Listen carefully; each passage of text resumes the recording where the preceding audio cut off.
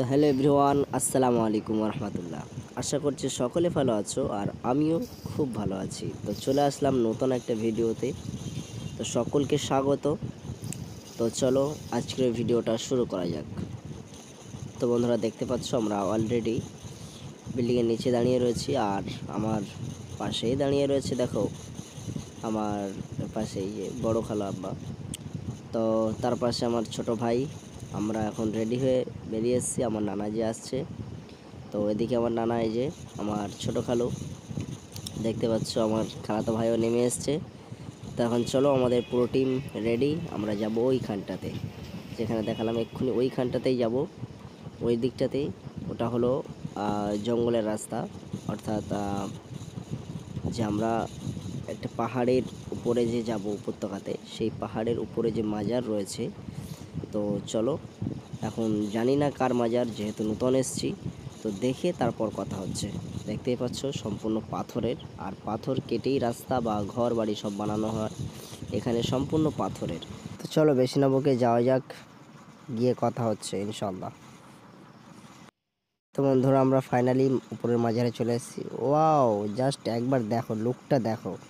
আমরা মাজারের একদম সম্মুখে, মানে এখনো ঢুকিনি, তার আগেই দেখো এখান থেকে তারাগার পাহাড় একদম সুন্দরভাবে বোঝা যাচ্ছে, খুব সুন্দর, একদম মনে হচ্ছে যেন তারাগার পাহাড়ের সমানেই আমরা রয়েছি। তো যদিও এখন আরও উপরে উঠতে হবে, শুনলাম যে এখানে একটা মাজার এবং আরও উপরে অনেক মাজার রয়েছে, তো আরও উপরে যাব। তো চলো যাওয়া যাক সেদিকে, মাজারের দিকে গিয়ে কথা হচ্ছে ইনশাল্লাহ। তো ভিডিওটা দেখতে থাকো। এটা হলো তারাগার পাহাড়, এই দিকটা কালকে যাব, কাল সকালে আমরা ওখানেই রওনা হব। তো নেক্সট ভিডিওতে দেখতে পাবে তারাগার পাহাড়ের ভিডিওটা, যদিও অনেক লং ভিডিও, তো অনেক লং রাস্তা আমরা এখন যাচ্ছি। তো ভিডিওটা একটু কাট করে নেব, একটু মানিয়ে নেবে, ঠিক আছে? যদিও অনেক লং হয়ে যাবে না হলে ভিডিওটা। সো দেখতে পাচ্ছ এখানে আমরা একটা মাজারের মানে সম্মুখে চলে এসেছি, বহু লোক সেখানে যাতায়াত করছে। তো দেখা যাক এটা কার মাজার। তো বন্ধুরা, আমরা ভিতরে প্রবেশ করেছি, দেখতে পাচ্ছি এখানে বহু মাজার রয়েছে, অনেকগুলি।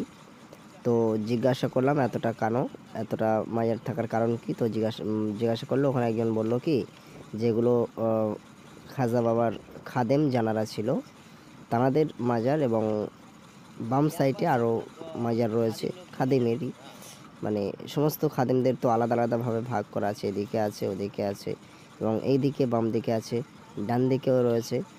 তো চলো আর কোন কোন মাজার রয়েছে দেখে আসি। তো আমরা আর একটা মাজার দেখলাম এদিকে। তো এখানে সম্ভবত লেখা রয়েছে, বোর্ড দেখেই বলছি, সম্ভবত এখানে লেখা রয়েছে চিল্লা খাজা বাবা, মানে খাজা গরিবে নওয়াজ। তো এখানে হলো মানে খাজা গরিবে নওয়াজ এইখানটায় ইবাদত করতো, ঠিক আছে? তো দেখো কত সুন্দর, এই যে টোপ হয়ে রয়েছে, আমাকে একজন খাদেমই বলল যে এমনকি খাজা গরিবে নওয়াজ যখন ইবাদত করতো তখন পাথরেরাও নাকি কাঁদতো। তো যদিও শোনা কথা, তার উপরে একদম আমরা বেরিয়ে এসে উঠলাম এই খাজা গরিবে নওয়াজের আর এক মানে সঙ্গী, মানে যিনি সব সময় সাথে থাকতেন, তানার মাজার সাইটে উপরে রয়েছে।